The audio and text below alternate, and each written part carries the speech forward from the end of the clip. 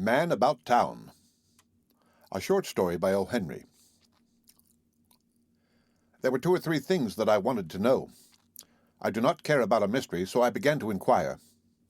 It took me 2 weeks to find out what women carry in dress suitcases, and then I began to ask why a mattress is made in 2 pieces. This serious query was at first received with suspicion, because it sounded like a conundrum. I was at last assured that its double form of construction was designed to make lighter the burden of a woman who makes up beds. I was so foolish as to persist, begging to know why, then, they were not made in 2 equal pieces, whereupon I was shunned.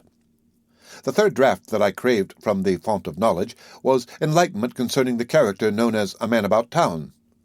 He was more vague in my mind than a type should be. We must have a concrete idea of anything, even if it be an imaginary idea, before we can comprehend it. Now, I have a mental picture of John Doe that is as clear as a steel engraving.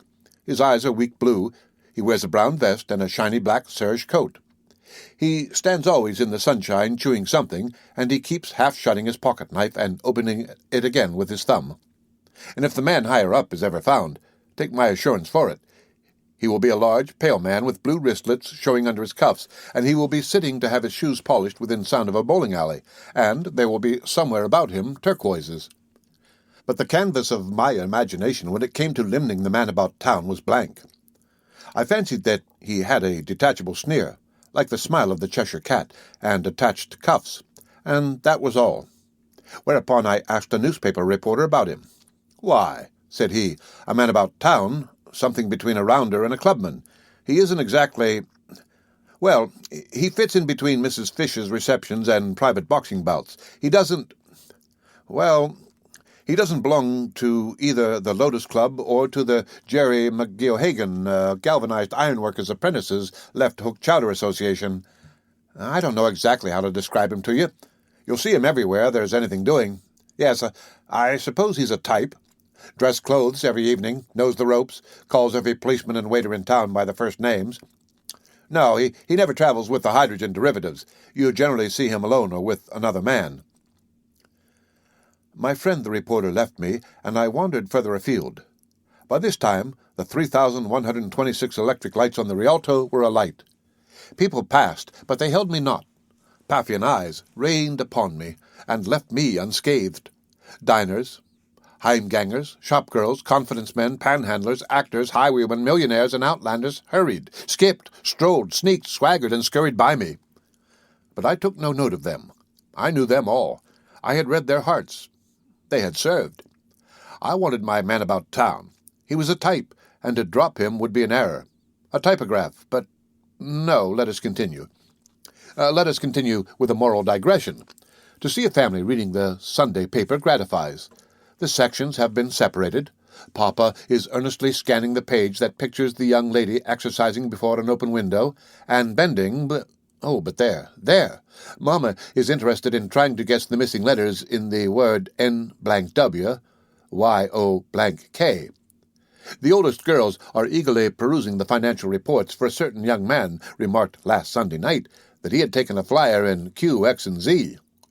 Willie, the 18-year-old son, who attends the New York public school, is absorbed in the weekly article describing how to make over an old skirt, for he hopes to take a prize in sewing on graduation day.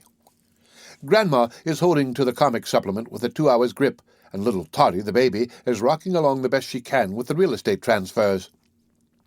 This view is intended to be reassuring, for it is desirable that a few lines of this story be skipped, for it introduces strong drink. I went into a cafe and while it was being mixed, I asked the man who grabs up your hot Scotch spoon as soon as you lay it down what he understood by the term, epithet, description, designation, characterization, or appellation of a man about town. "Why," said he carefully, "it means a fly guy that's wise to the all-night push, see? It's a hot sport that you can't bump to the rail anywhere between the flatirons, see? I guess that's about what it means." I thanked him and departed. On the sidewalk, a Salvation lassie shook her contribution receptacle gently against my waistcoat pocket. "Would you mind telling me," I asked her, "if you ever met with the character commonly denominated as a man about town during your daily wanderings?" "Oh, I think I know whom you mean," she answered with a gentle smile. We see them in the same places, night after night. They are the devil's bodyguard, and if the soldiers of any army are as faithful as they are, their commanders are well served. We go among them, diverting a few pennies from their wickedness to the Lord's service." She shook the box again, and I dropped a dime into it. In front of the glittering hotel, a friend of mine, a critic, was climbing from a cab. He seemed at leisure, and I put my question to him. He answered me conscientiously, as I was sure he would. "There is a type of man about town in New York," he answered. "The term is quite familiar to me, but I don't think I was ever called upon to define the character before. It would be difficult to point you out an exact specimen. I would say offhand that it is a man who had a hopeless case of the peculiar New York disease of wanting to see and know. At 6 o'clock each day, life begins with him. He follows rigidly the conventions of dress and manners, but in the business of poking his nose into places where he does not belong, he could give pointers to a civet cat or a jackdaw. He is the man who has chased Bohemia about the town, from Rathskeller to Roof Garden, and from Hester Street to Harlem, until you can't find a place in the city where they don't cut their spaghetti with a knife. Your man about town has done that. He is always on the scent of something new. He is curiosity, impudence, and omnipresence. Hansoms were made for him, and gold-banded cigars, and the curse of music at dinner. There are not so many of him, but his minority report is adopted everywhere." "I'm glad you brought up the subject. I've felt the influence of this nocturnal blight upon our city, but I never thought to analyze it before. Well, I can see now that your man about town should have been classified long ago. In his wake spring up wine agents and cloak models, and the orchestra plays 'Let's All Go Up to Maud's' for him by request instead of Handel. He makes his rounds every evening, while you and I see the elephant once a week. When the cigar store is raided, he winks at the officer, familiar with his ground, and walks away immune, while you and I search among the presidents for names, and among the stars for addresses to give the desk sergeant." My friend the critic paused to acquire breath for fresh eloquence. I seized my advantage. "You've classified him," I cried with joy.